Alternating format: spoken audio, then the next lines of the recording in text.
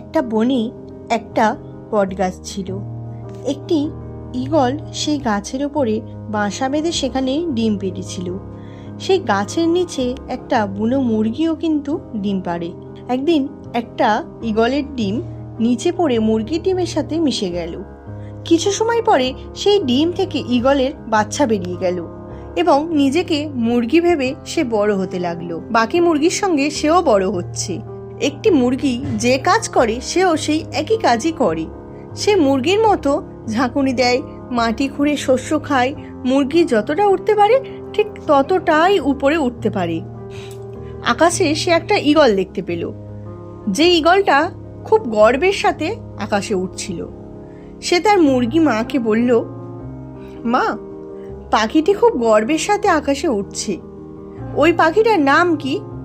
মুরগি মা উত্তর দিল, সেই পাখিটা একটা ঈগল পাখি।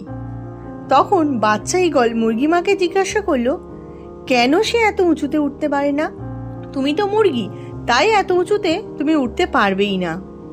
সেই ঈগলটি মুরগি মার কথা মেনে নিয়ে মুরগির মতোই জীবনযাপন করতে লাগলো। তারপর একদিন সে মারাও গেল। আমরা যাই ভাবি বা নতুন কিছু করার চেষ্টা করি না কেন, অন্যরা আমাদের এই বলে থামায় যে তুমি এটা করতে পারবে না। অন্য কারোর কথা শুনে আমরা মনে মনে সিদ্ধান্ত নিই যে আমরা এটা করতেই পারবো না। তাদের কথা শুনে আমরা আমাদের সিদ্ধান্তও পরিবর্তন করে দিই, এই ভেবে যে আমি সত্যিই এটা করতে পারবো না, হালও ছেড়ে দিই। এর প্রধান কারণ হলো নিজের প্রতি বিশ্বাস না থাকা। নিজের ক্ষমতার প্রতি আমাদের বিশ্বাস নেই, নিজের কাজের প্রতিও আমাদের বিশ্বাস নেই। বন্ধুরা, লোকে যা খুশি বলুক, নিজের ওপর আস্থা কখনোই হারাবেন না। নিজেকে নিজে ভালো করে আগে চিনুন।